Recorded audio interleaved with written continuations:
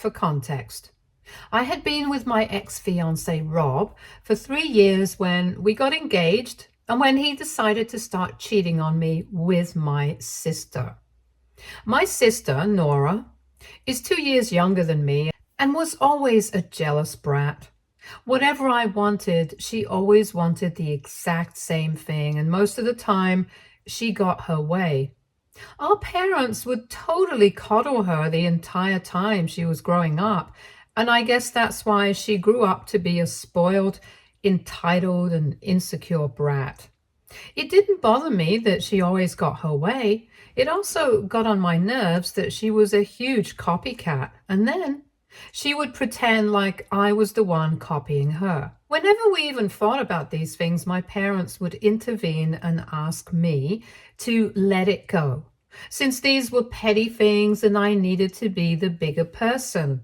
But honestly, I was sick of being the bigger person all the time just because I was older, and eventually my relationship with my sister became really bitter, and I was glad to leave for college because that meant that I wouldn't have to stay in the same house as them anymore. And college is where I met Rob and we became friends. He was the one who asked me out after almost 2 years of crushing on each other, but never making a move because we were too scared to ruin our friendship. But I guess around the time we graduated, he worked up the nerve to finally do it, and I said yes to going out with him, which was probably the biggest mistake of my life. Because after dating for 3 years, he decided to ask me to marry him, and once again, I said yes. We had already met each other's families by then, but because I was not very close to my family, he had only met my folks a handful of time. However, after we got engaged, there were a lot of instances where he met my family more and included Nora. I never really suspected anything because when the two of us were together, Rob never gave me a reason to doubt him.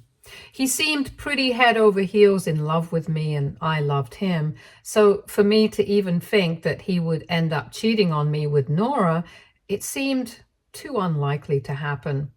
Now, looking back on it, I guess he was just a really good actor and did a fantastic job of convincing me that nothing was going on, when in fact, he and Nora had started flirting behind my back a couple of weeks after we got engaged. Of course, Nora had been the one to initiate it. I know that for a fact because she had confessed to it. And Rob had held back for about a month or so before he finally started responding to her advances. Unfortunately, by the time I even found out about any of this, there was just 1 week left to go for my wedding. The only reason they had even decided to tell me that they had started having an affair was because Nora had managed to get herself knocked up by Rob, and by the time they told me about it, she was already 9 weeks along. Pretty much everybody knew about it before I did, which is why they had called for a family meeting a week before my wedding, and I had actually expected it to be a surprise for me or something, but I had left this so-called meeting in tears that day. And 2 years have passed since then, but it's still the worst day of my life. My parents were there, Rob's parents were there, and of course, Rob and Nora were also there. They sat me down and the two of them told me that a couple of weeks after my engagement, Nora had reached out to Rob and started flirting with him. And he hadn't responded at first, but slowly he started warming up to her because she was funny and kind of cute.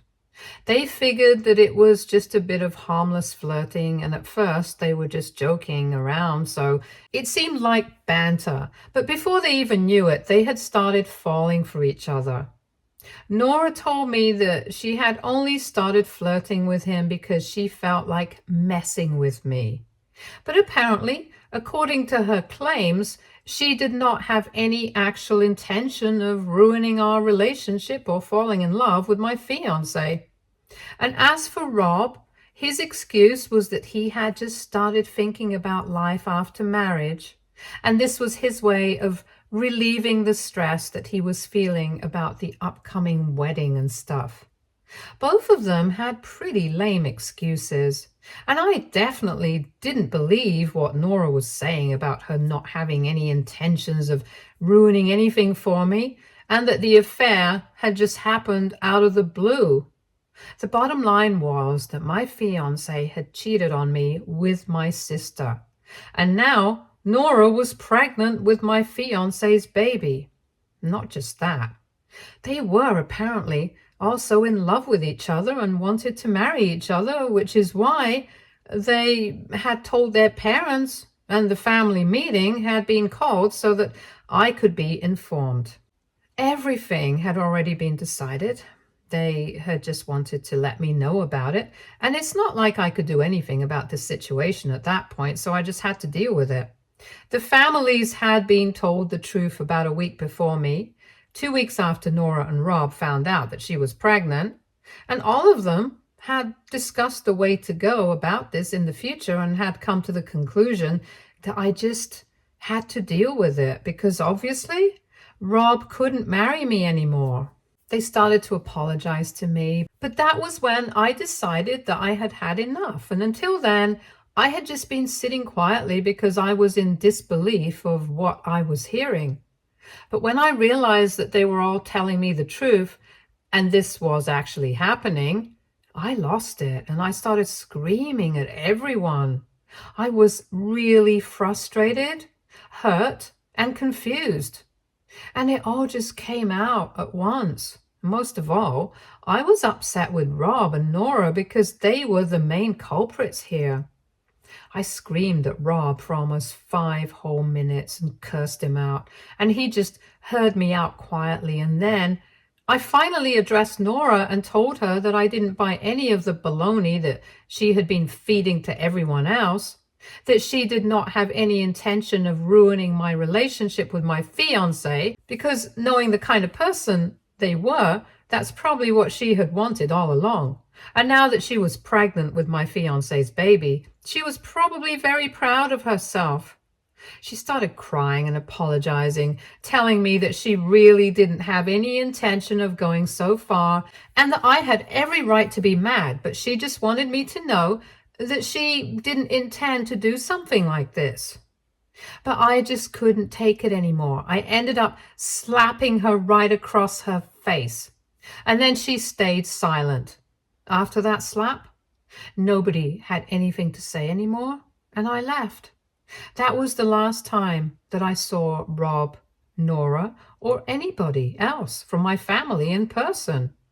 I cut all of them out of my life completely, and 2 weeks later, I heard from a couple of friends that Rob and Nora got married in a private ceremony with just their families. By then, I had made a lot of changes to my life so that I wouldn't have to run into Rob ever again. I had packed all my stuff and moved in with a friend and had even applied for a transfer to a different branch of my company so I could get away from this place for a while. It was difficult for me to completely extract myself from the situation, but within a month, I was in a different city, and at least physically, I was far away from everybody. But mentally, I was still stuck in the same place, and I started developing serious drinking problems. I went through depression, and since I was in a new city with hardly any friends and no family, there was nobody to help me out. And I didn't feel like reaching out to anyone either.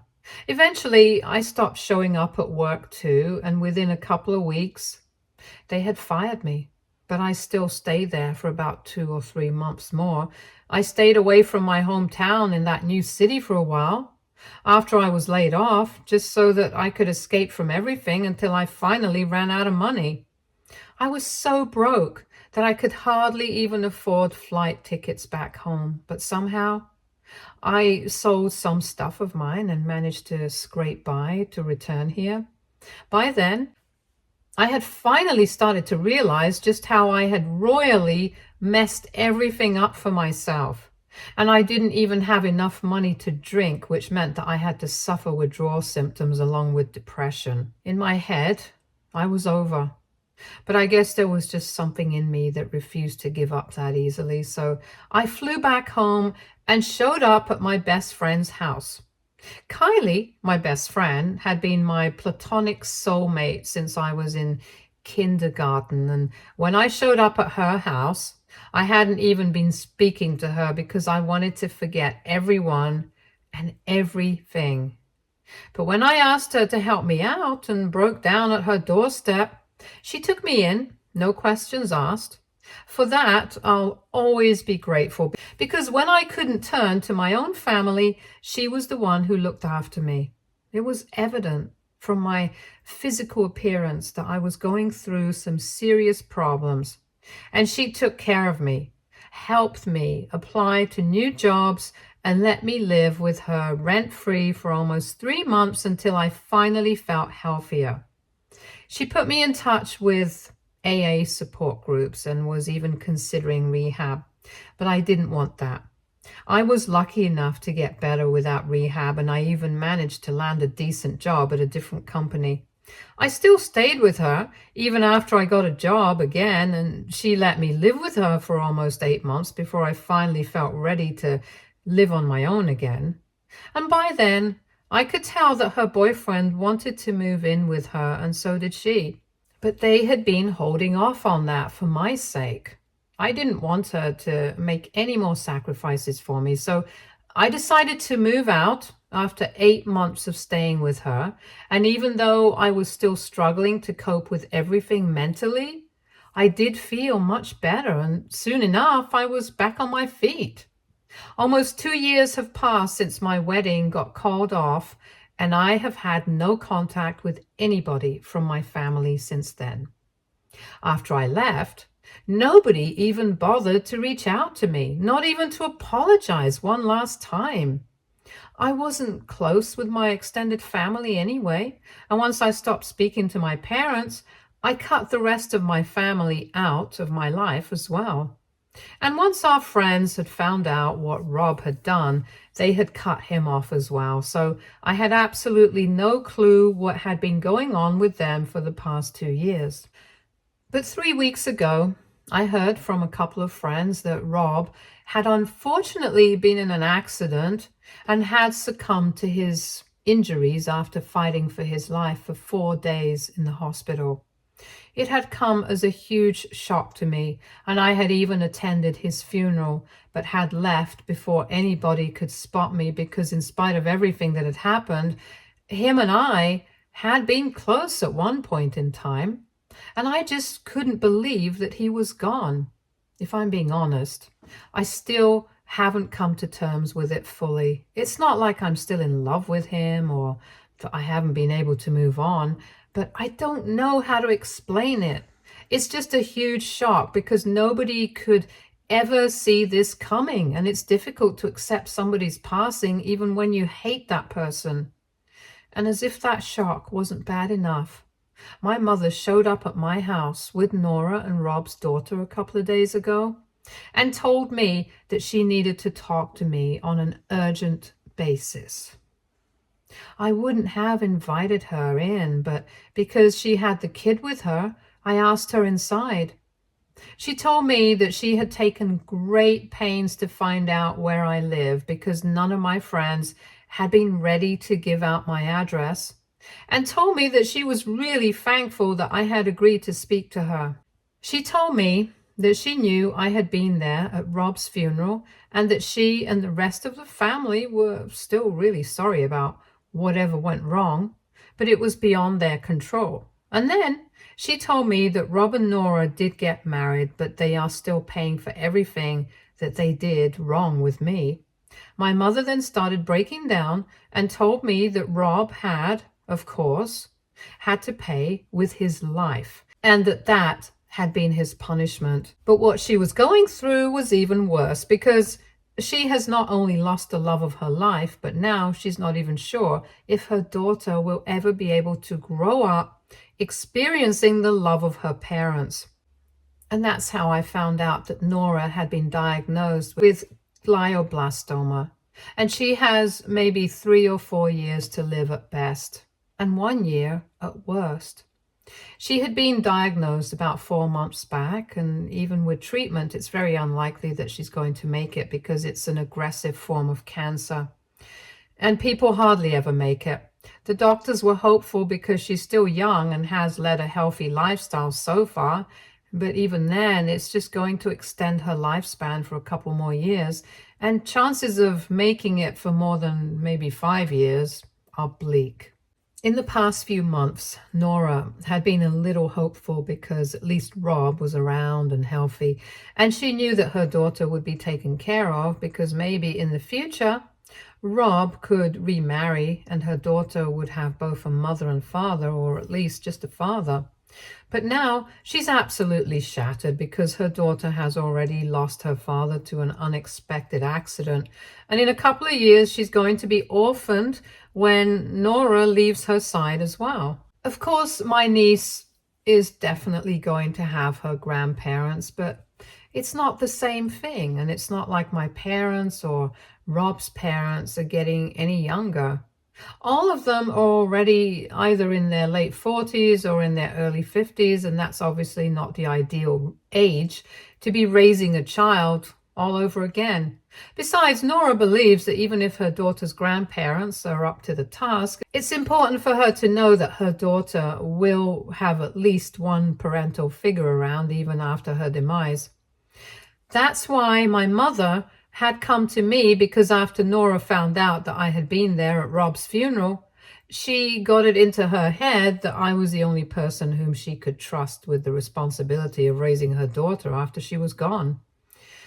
What was surprising was that even my parents and Rob's parents believed the same, and that's why my mother had come to speak to me, along with my niece, so I could at least meet her once before making up my mind. She told me Nora would have come to meet with herself, but she was already not really well, and she wasn't sure if I would even want to see her. So my mother had been chosen to speak to me on behalf of the family because she was the only person I had a somewhat normal relationship back when I was on good terms with them. After she told me the real reason why she had come to speak to me, I had already been thrown for a curveball because I really hadn't seen that coming. And then she started insisting that I agree to raise my niece as my own daughter after Nora passes away, and told me that they would want me to spend more time with my niece before that as well, so that we could get familiar with each other and make the phasing process a bit easier. She told me that everybody in the family agreed that this would be the best way to go about the situation. And at least Nora would have the peace of knowing that her daughter would not miss on the love of her parents after she was gone. And when I didn't say anything, because I was in shock, my mom started crying and told me to show them some mercy in spite of everything that they had done, because ultimately Nora was turning out to be quite unfortunate. And after all, my niece was still my blood. At that point, I started freaking out a little bit because it was all going too fast. And I told my mother that I couldn't just make up my mind within an hour, especially about a commitment as big as this. I told her that I needed to think about a lot of things, and it wasn't just about what had already happened in the past. Even keeping that aside, this was a huge deal, and I couldn't just agree.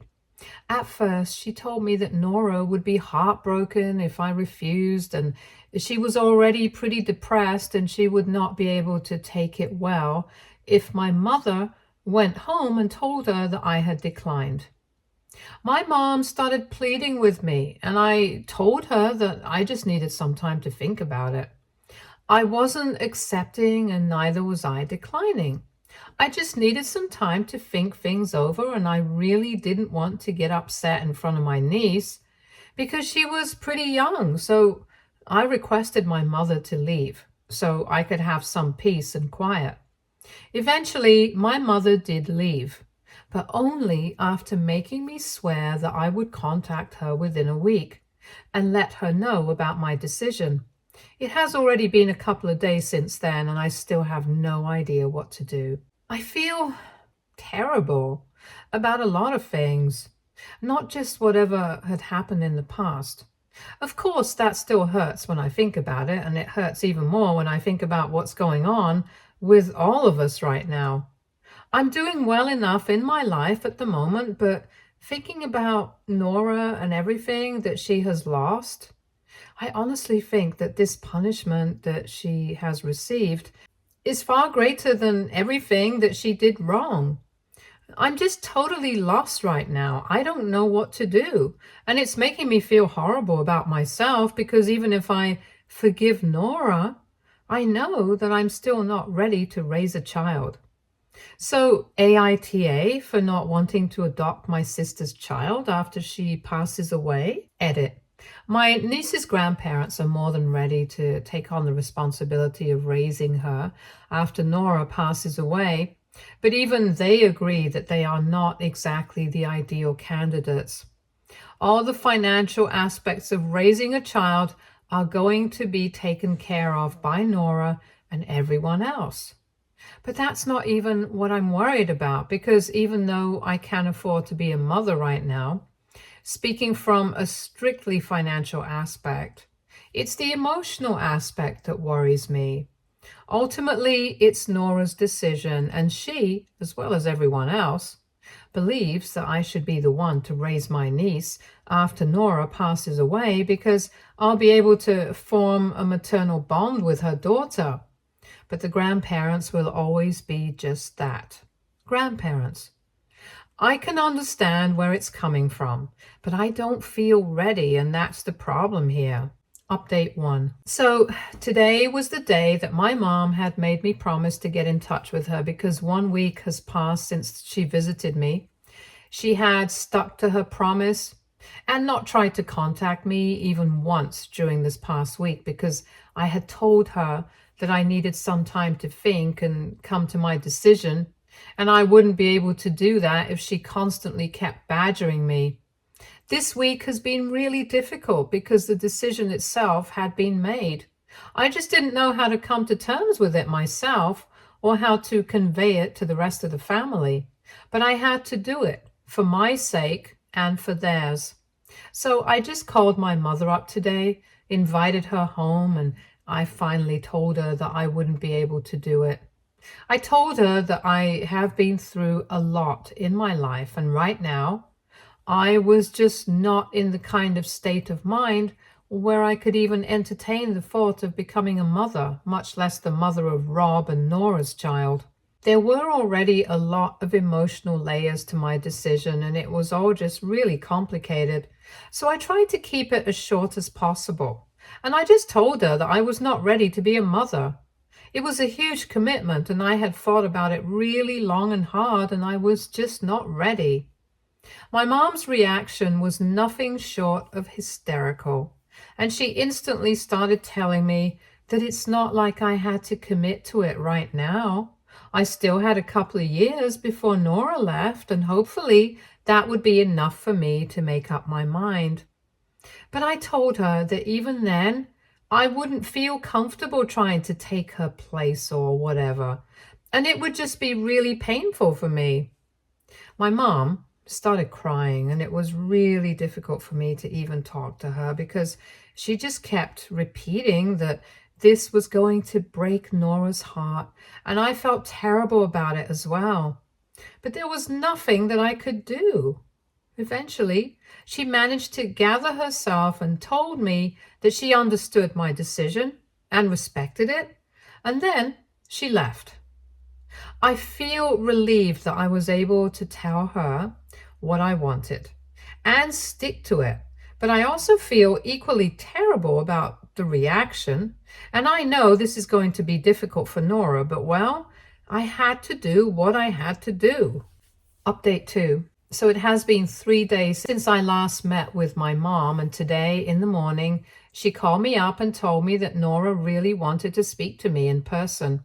I was not comfortable with that idea because we haven't spoken to each other or even seen each other for 2 years, and now that she's sick, I know that this is really awkward and difficult for both of us. But my mom told me that she had been insisting on it for the past 2 days. And she knew that I wasn't comfortable with that idea, so she had to try to talk Nora out of it. But she was bent on that one thing. After thinking about it for a couple of minutes, I agreed because she was going through enough as it is. I guess at least I could see her once. We never got along in the past, but honestly, at this stage, I just feel bad for her because I don't have it in me to hate somebody who's lost everything. So after work, I went over to my parents' house after almost 2 years and saw my dad first. So I had a bit of an emotional reunion with him and we hugged it out. He apologized to me as well, and then I finally saw Nora. She had lost a lot of weight and was half of what she used to be as a person. I could see that she was sick. It showed on her face, and on top of that, I'm sure that the loss of her husband has taken a toll on her as well. Basically, she was not doing well, and I could see it. We had an awkward side hug, and then, without wasting any time, she just told me that she was really sorry about what she had done, but she had meant every bit of what she had said that day. That she really did not have any intention of ruining my relationship. As a matter of fact, she hadn't even expected Rob to respond to her advances at any point because he seemed to be in love with me, and that's why she had been hitting on him just to get on my nerves without doing any real damage. But that backfired when he started responding and she kind of did like him. So they ended up taking it too far without thinking about me, and after that, nobody had the courage to reach out to me after what they had done. She told me that she regretted everything and that she would take it all back in an instant if she could. But she couldn't.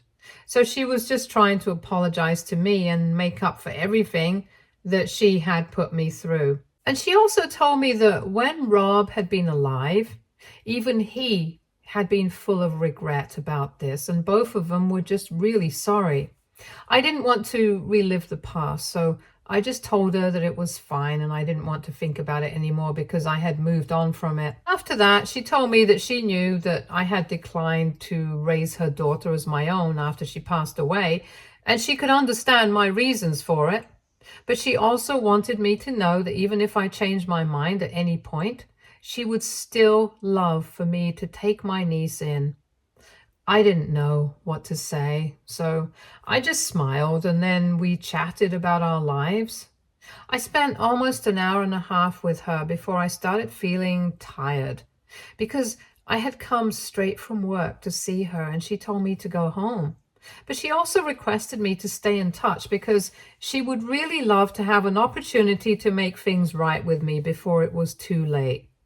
And I could see that she had tears in her eyes. I guess she had been holding that back the entire time I was there. But towards the end, she couldn't help herself, and neither could I. Neither of us allowed ourselves to cry in front of each other, though. I waited until I got home, and then I cried myself out. Not just about today, but about everything that has happened so far. And it feels like a huge burden has been lifted off my chest. I don't know what the future's going to be like, but I just hope that I can put the past behind me. Update 3. Hi guys, so Nora passed away last night, and the reason that I decided to post about it here is because exactly 3 years ago, on this very day, I had visited her for the first time after our huge fallout. It's obviously very tragic, but the timing is nothing short of poetic. And I just had to tell people about it without sounding insensitive. I did keep in touch with Nora in the past 3 years, and we have spent some time together. In the past couple of weeks, when her condition had started deteriorating, the entire family was by her side, almost constantly, and that included me. My feelings about her are complicated at best, and I don't know how to explain it, so I won't even try. But I do have a really close relationship with my niece. And even though I'm still not ready to adopt her or take the place of her mother, She and I have a special bond, and I'm going to make sure that she knows that no matter what, she's always going to find a parent, friend, and of course, an aunt in me. And to be honest, even if I had been ready to adopt her, I wouldn't have had the heart to take her away from her grandparents right now because both my parents and Rob's parents need this. I truly hope that they are both in a better place now, and I forgive them for everything. It's not easy, but I don't want to hold anything in my heart against them. Not anymore. So I'm letting go. Stay tuned for more stories from our girl relationships.